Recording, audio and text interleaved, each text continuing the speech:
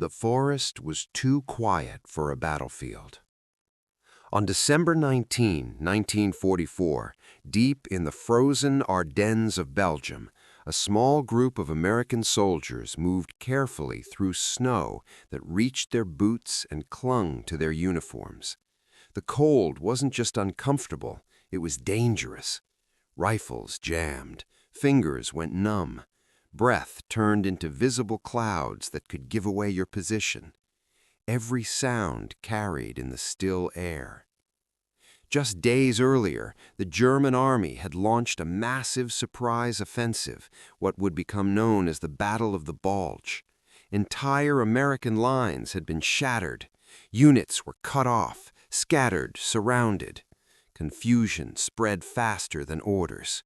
And now, in this forest, 40 American soldiers realized something was very wrong. It started with silence. No radio contact, no movement from friendly units, no artillery support. Even the distant rumble of battle had faded. One by one, the men began to understand the same terrifying truth. They were alone. Then came the first sign they weren't just alone, they were trapped. A shot echoed through the trees. Not close, not rushed, controlled. The men dropped, scanning the tree line.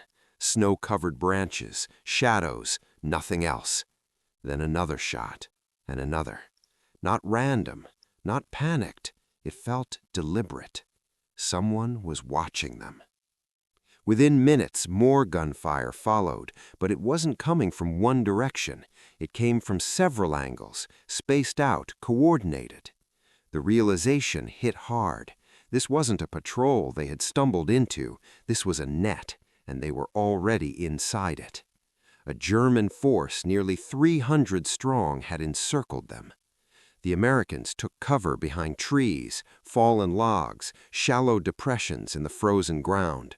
Orders were shouted, then repeated, then drowned out by gunfire. Snow kicked up with each impact. Bark exploded off tree trunks. The forest that had felt empty minutes ago was now alive with invisible enemies. But something strange quickly became clear. The Germans weren't advancing. They held their distance. Roughly 400 yards out, just beyond what most soldiers considered effective rifle range in these conditions, German troops positioned themselves with patience. They didn't rush. They didn't need to. They had the numbers. They had the advantage. And most importantly, they believed they were out of reach. From that distance, they could pin the Americans down, control movement, and slowly tighten the noose. For the 40 men on the ground, the situation was becoming desperate. Ammunition was limited. Every shot mattered. But at that range, most return fire was little more than guesswork. Bullets disappeared into the forest with no clear result. You couldn't see the enemy clearly enough. You couldn't adjust fast enough. And every wasted round brought them closer to running dry. One soldier muttered that they were just waiting to be picked off. Another checked his ammunition again, even though he already knew the number. No reinforcements were coming. No rescue column was on the way. The radios remained silent. The chain of command beyond their immediate group might as well not exist anymore. They were 40 men, surrounded, pinned, and slowly being squeezed by a force nearly 8 times their size. Time stretched. Minutes felt longer. Every movement risked drawing fire. Every sound seemed too loud. The cold crept deeper into their bodies, making it harder to think, slower to react. Fear wasn't loud. It was quiet, constant, sitting in the back of the mind. The Germans knew exactly what they were doing.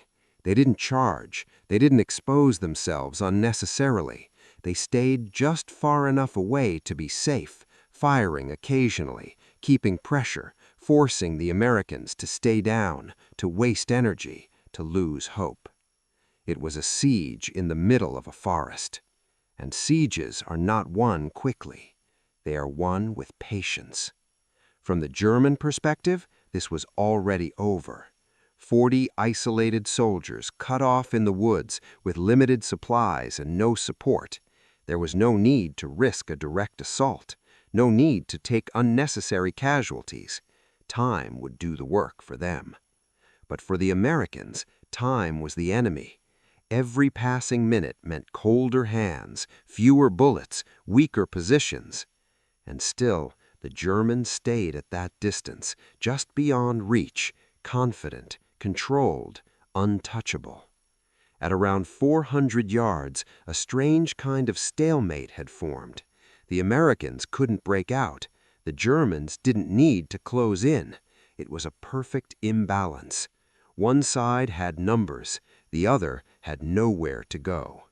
And in that frozen silence between bursts of gunfire, one question hung unspoken among the trapped soldiers. How do you fight an enemy you can barely reach, but who can slowly destroy you from a distance? No one answered, because at that moment, it seemed like there was no answer at all. He didn't look like the man who would change anything.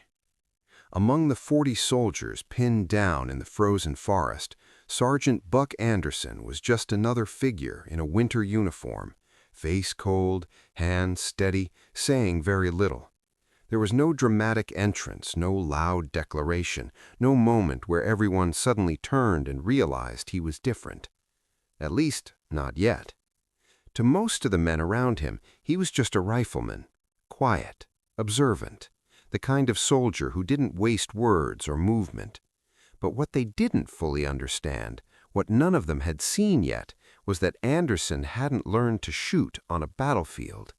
He had learned it in the mountains. Long before Belgium, before the war, before the uniform, Anderson had spent years hunting elk in the rugged wilderness of Montana. Not once or twice, but season after season, 15 years of tracking animals that could vanish into terrain most people couldn't even navigate. Elk hunting wasn't about luck. It wasn't about firing quickly or often. It was about patience measured in hours, sometimes days. It was about understanding distance, wind, elevation, and movement without any instruments, without any second chances. And most importantly, it was about making one shot count. Because in the mountains, if you missed, the opportunity was gone. That mindset stayed with him. Now, lying in the snow with bullets snapping through the trees, Anderson watched the same way he had always watched, calm, focused, measuring. Around him, other soldiers fired back at the distant German positions, but it felt almost pointless. At roughly 400 yards, in freezing conditions with limited visibility, hitting anything consistently was nearly impossible for the average rifleman. Most shots were taken out of instinct or frustration or simply the need to do something. Anderson didn't shoot. Not yet. He studied. He tracked movement between trees. He watched how the Germans shifted positions. He paid attention to the rhythm of their fire, the small exposures, the brief silhouettes that appeared and disappeared in the distance. To him, this wasn't chaos. It was a pattern. But when he finally spoke up, suggesting that he could engage targets at that range, deliberately, precisely, the reaction wasn't what you might expect. It wasn't excitement. It was doubt. Some of the men glanced at him confused. Others shook their heads. One of them muttered something about wasting ammunition. Even his commander wasn't convinced. At that distance, under these conditions, deliberate shooting wasn't just difficult, it was considered impractical. This wasn't a hunting ground, this was combat, and combat didn't wait for perfect shots. The standard thinking was simple: close the distance, increase firepower, overwhelm the enemy. But here, surrounded and outnumbered, none of those options existed.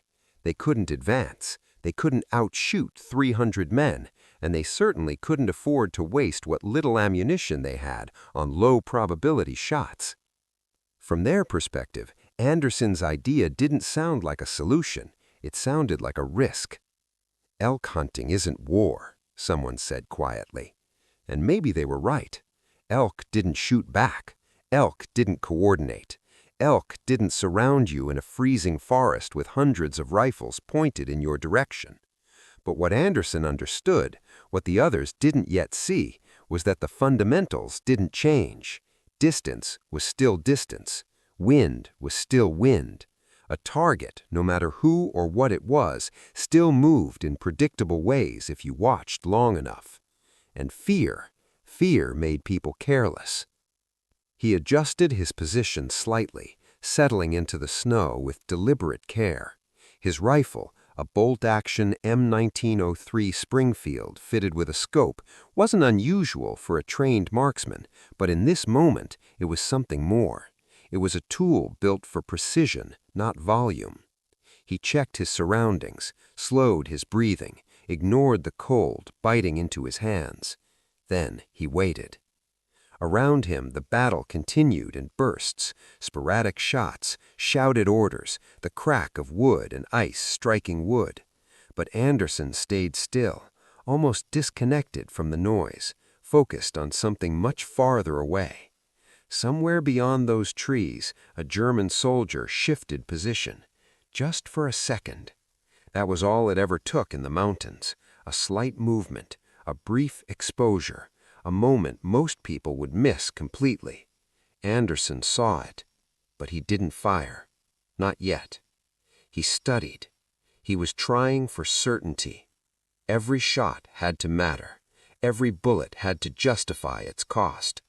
The men around him were still unsure, still skeptical, still holding on to the belief that what he was attempting didn't belong in a battlefield like this. But Anderson wasn't trying to fight the battle the way they expected. He was about to fight it the only way he knew. Slow, precise, and deadly. And within minutes, they were going to realize just how wrong they had been. At that distance, most soldiers wouldn't even try. 400 yards through a frozen forest with shifting light, moving targets, and the constant pressure of incoming fire, it was the kind of range where bullets became guesses. Even experienced riflemen knew that beyond a certain point, accuracy dropped fast. You could fire in that direction, yes, you might even get lucky, but you couldn't rely on it. That was the difference.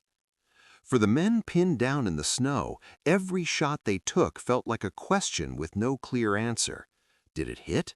Did it miss? There was no way to know. And with ammunition already limited, uncertainty was dangerous. But for Sergeant Buck Anderson, uncertainty wasn't acceptable. He had spent years eliminating it. He shifted slightly in the snow, settling into a more stable position, careful not to expose himself. The ground was frozen solid beneath him, but he used it to his advantage, locking his body into place. Rifle supported, elbows steady, movement minimized. The chaos around him didn't disappear, but he tuned it out. In the mountains, noise didn't matter. Wind, distance, breathing, that's what mattered. And those rules hadn't changed. He looked through the scope again.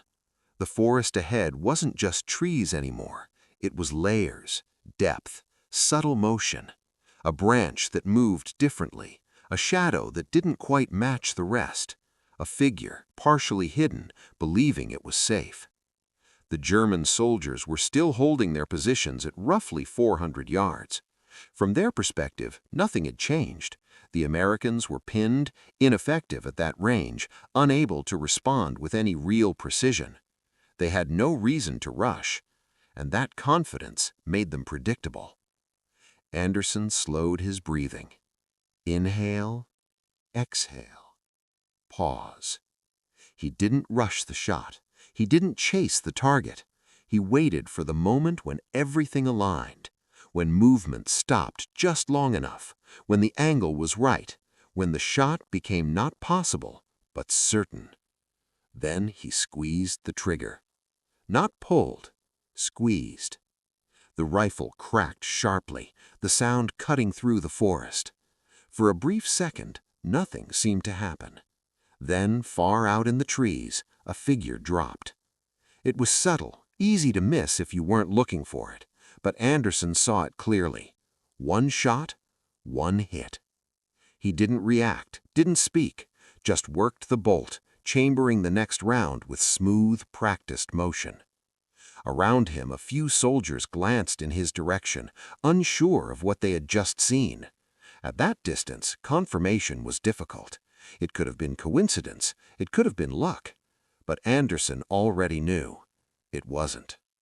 He adjusted slightly, scanning again. The Germans hadn't changed their behavior. Why would they? From their perspective, they were still in control, still outside effective range, still safe behind distance and numbers. Another movement, another opportunity.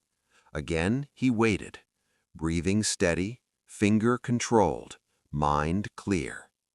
The second shot broke the air. This time, more eyes were watching. Another figure in the distance collapsed, almost exactly where the crosshairs had rested a moment before. Now it wasn't coincidence. Now it was something else. A murmur spread quietly among the Americans. Confusion first, then realization. They weren't just firing blindly anymore. Someone, one of them, was reaching out across that distance and hitting targets with precision. The impossible range didn't seem so impossible anymore. Anderson continued, methodically. He didn't speed up, didn't let the growing attention affect his rhythm. Each shot followed the same process. Observe, wait, control, fire. No wasted movement, no wasted ammunition. Minutes passed, then stretched longer. The pattern became undeniable. Every time he fired, something changed out there in the trees. A position went quiet, a shape disappeared, a presence was removed. The Germans began to notice. At first, it was subtle, a hesitation, a shift in how long they exposed themselves. Movements became shorter, more cautious. The confidence that had defined their positions started to crack. Because something didn't make sense. They were outside the range where they were supposed to be vulnerable. And yet, one by one, men were going down. There was no clear source, no visible threat, just the sound of a rifle, and then the consequence. Anderson kept going. Not rushing, not chasing numbers, just applying the same discipline he had built over years in the mountains. Each shot was deliberate, each target chosen, not taken at random. For the Americans, the effect was immediate. Where there had been frustration, there was now focus. Where there had been doubt, there was now a growing sense of possibility. The enemy wasn't untouchable after all. They could be reached. But for the Germans, the effect was something else entirely. Uncertainty. Because distance had been their shield, and now that shield was starting to fail. Anderson chambered another round, as steady as ever, eyes fixed on the shifting lines of the forest. The range hadn't changed, the conditions hadn't improved, but the rules of the fight were already beginning to break. By the second hour, something had changed in the forest. It wasn't louder, it wasn't more chaotic. If anything, it had become quieter, but in a way that felt unnatural. The steady, confident rhythm of German fire had started to break apart. Shots came less frequently now, less certain, as if every trigger pull carried hesitation behind it. Because now, every movement had a cost. Sergeant Buck Anderson remained in position, almost motionless except for the precise, repeated sequence he followed every time. Observe, breathe, settle, fire, cycle the bolt, reset. He didn't look like someone in the middle of a desperate siege. He looked like someone working through a process he understood completely. And it was working. Another shot cracked through the cold air. Far out in the trees, a figure dropped. No wasted motion, no reaction, just the quiet continuation of a method that was slowly reshaping the battlefield. The Americans around him were no longer skeptical. They had stopped questioning whether it was possible. Now they were watching, carefully, almost relying on it. Each shot Anderson took felt different from the rest of the gunfire. It had purpose, it had outcome, and more importantly, it had an effect they could feel. The pressure was shifting. Not completely, not all at once. They were still surrounded, still outnumbered, still in danger, but the invisible weight that had been pushing down on them since the encirclement began was starting to lift, just slightly, because the enemy wasn't acting the same anymore. At first, the Germans tried to adjust without fully understanding what was happening. They shortened their exposure times, moving faster between positions. They fired more erratically, trying to maintain control of the situation. But the problem wasn't speed, it was certainty. They had lost it. Another shot, another man down. Now it was impossible to ignore. Somewhere in that American position, there was a rifleman who could reach them, consistently, deliberately, at a range they had believed was safe, and they couldn't see him, couldn't predict him, couldn't counter him. That's when the confusion began to turn into something else. Fear. Not the loud kind, not panic, but a creeping hesitation that affected decisions. Movements slowed, heads stayed lower. Positions that had once felt secure now felt exposed, because distance no longer guaranteed safety. Anderson kept working. 3 hours in. 4. Time lost its normal meaning. The cold remained constant, biting into muscle and bone, but he ignored it. His world had narrowed down to a single line of sight and the discipline to maintain it. He didn't think about the total, didn't count out loud, but the impact was accumulating. Each shot removed not just a soldier, but a piece of the German plan. They had intended to hold the Americans in place, to dominate from a distance, to let numbers and time do the work. But now time was working against them.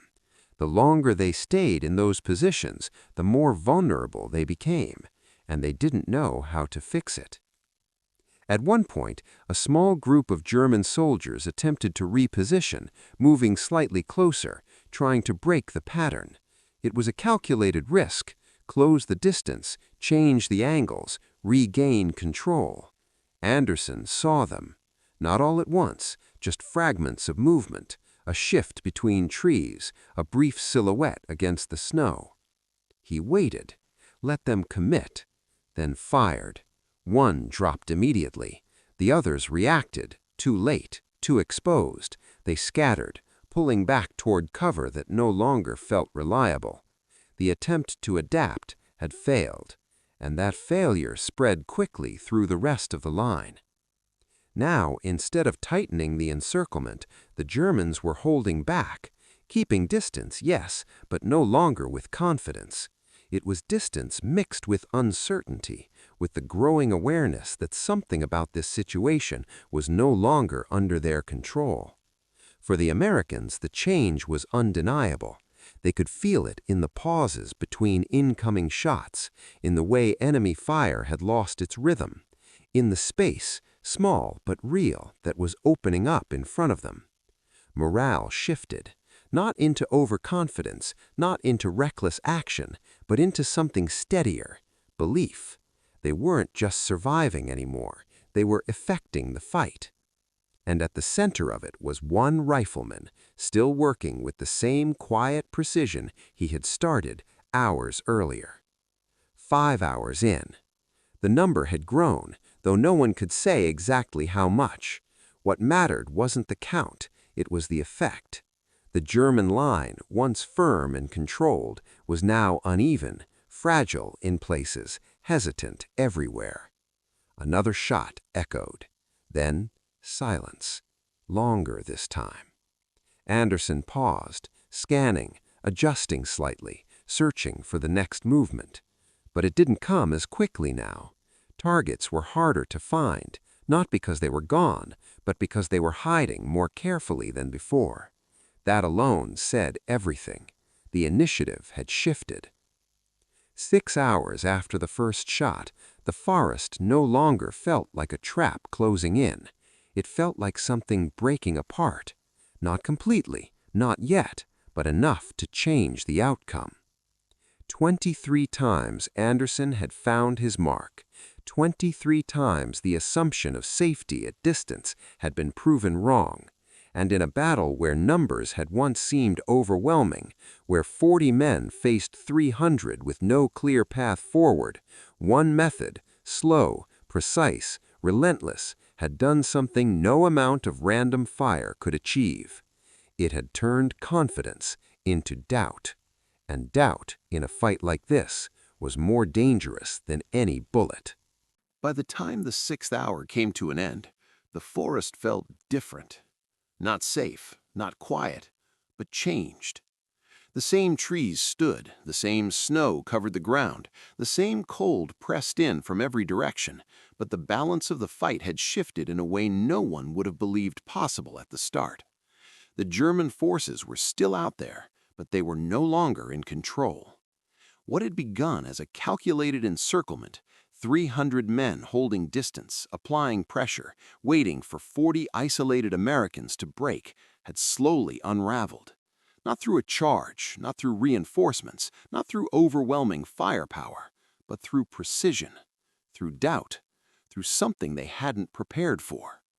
In the final stretch, the change became impossible to ignore. German fire had grown inconsistent, scattered. Positions that once held firm now went quiet for long periods. Movement became rare, cautious, almost reluctant. And then, something even more telling happened. They stopped pushing entirely. No tightening of the perimeter, no coordinated advance, just distance and hesitation. From the American side, it was the first real sign that the siege was no longer closing in, it was stalling. And in a situation like this, a stalled siege is a failing one. Sergeant Buck Anderson remained where he had been for hours, his rifle still steady, his focus unchanged. He hadn't rushed the ending, hadn't tried to force a final moment. He simply continued, watching, waiting, ready for another shot if it presented itself. But now, those opportunities came less often because the enemy had learned, not how to counter him, but how to avoid him. And that, in itself, was a kind of victory. The number had reached 23.